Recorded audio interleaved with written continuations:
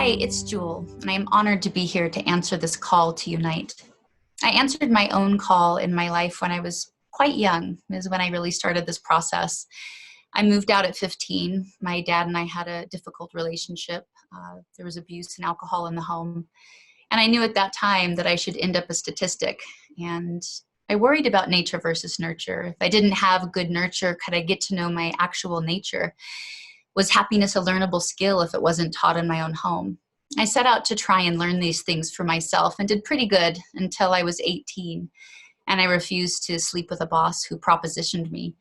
And when I turned down his advances, he wouldn't give me my paycheck, and I couldn't pay my rent. And I started living in my car, and then my car got stolen. And I ended up in a vicious poverty cycle that caused me to be homeless for about a year. It was during this time that I really started having severe anxiety attacks and was agoraphobic. And I was shoplifting a lot. And one day I was stealing a dress in a dressing room of this clothing store. And I saw my reflection in the mirror and I realized what I looked like. I was a statistic. So I decided to try and reverse engineer my way into my head by watching my hands. Your hands are the servants of your thoughts. So if you want to see what you're thinking, watch what your hands are doing, because it's your thought cooled down into action. I walked out of the store, I didn't steal the dress, and I decided I would take notes on everything my hands did for 2 weeks. The end result was I realized I quit believing myself, but a much more interesting thing happened. My anxiety virtually disappeared during this 2 weeks. It was my first look into what is now called mindfulness. So I began doing more and more investigations, more and more experiments just with myself. And it was one of the most productive and transformative years of my life. At the end of that year, I ended up getting discovered in a coffee shop by record labels. So I made myself a promise that my very first job in life would be to be a happy whole human. My number 2 job in life would be to be a happy musician, a singer-songwriter. So about 18 years ago, I formed a youth foundation called Inspiring Children, where we take these tools that I began developing when I was homeless that started to be scientifically proven to work, and I began giving them to other kids. I wanted to help the toughest cases, people that had no resources, people like me. And so we started this foundation, and it's been incredible. And I really wanted to introduce you guys to one of our foundation youth, Cheryl. Cheryl is a really special young lady. I met her when she was about 14. So I'd like to welcome on Cheryl. Hey, Hi. Cheryl. What's up? I'm glad you're here. I am too. Why don't you tell people a little bit about yourself? Yeah, so my name is Cheryl.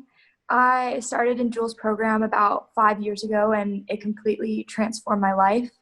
I grew up in a house where both of my parents were addicts, and I ended up at the age of 13 trying to take my own life twice.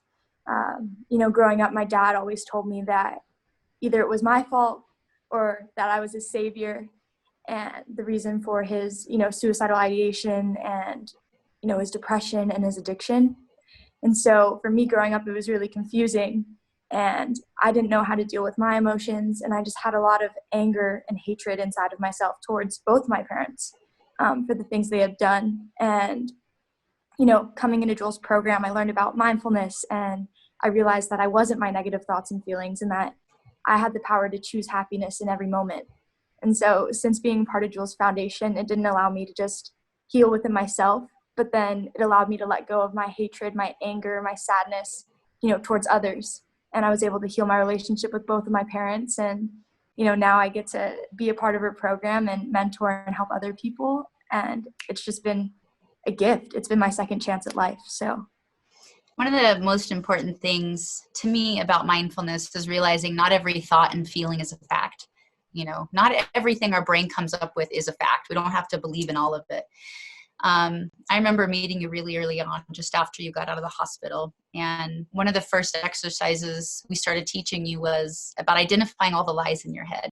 Cheryl, can you quickly sort of talk about what it was like to write down the lies and the truth? Yeah, definitely. So, before I could sit down and meditate, I think the journaling exercise really helped me because it created this separation from myself and my thoughts. And something that you say a lot is, I am not my thoughts, I'm the observer of my thoughts. And when I would journal, it made that like a reality for me because I could physically see my thoughts on a sheet of paper separate and outside of me. And it kind of just created that further separation that I needed in order to fully like detach and let go of them. Yeah, So, something I like to explain to people with mindfulness is that if our body was a car, our brain is not the driver. Our brain is the steering wheel. Now, it can go on autopilot when we're not present, and most of us aren't present. Being consciously present puts us in the driver's seat. We get to become the observer of our thoughts. I thought I might share, one of the things I really hope we all get out of this time, and answering this call of what is this time in quarantine for each of us, is answering one simple question. What do you want to get out of this experience? I'd like to give you guys one more practice to take home with you. There are only two basic states of being. There's dilated and contracted. And every thought, feeling, or action leads to one of those two states. So one of the best hacks that I ever found for anxiety was becoming deeply grateful, because joy, gratitude, observation, curiosity, all these dilate your system. Anger, worry, fear, anxiety, all these contract your system. And they've actually learned this is a biochemical response. So when we dilate, our blood pressure drops, neurotransmitters change, the blood flow patterns change in our brain. So I remember the first time I got this to work for me, I was on a street corner homeless. I felt an anxiety attack coming on. And I decided to become profoundly grateful. The trick is you need your whole body to feel it. It can't just be a mental thing of like, I'm grateful for this.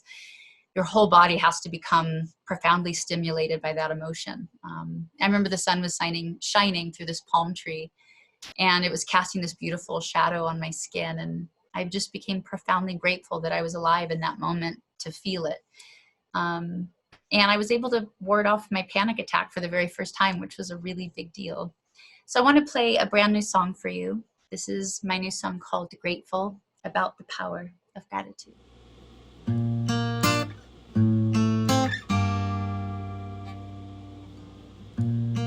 When everything's wrong,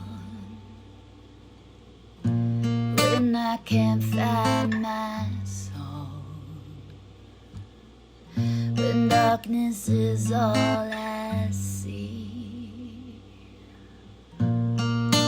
there is a remedy. It's all the little things that make the world go round. It's all the little things that are most powerful. There's no politician, no sky to die.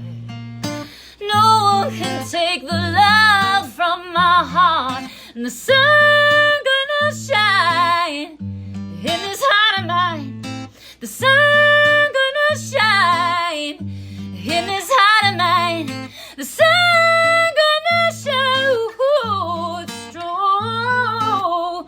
'Cause I can always be grateful. In the loudest sound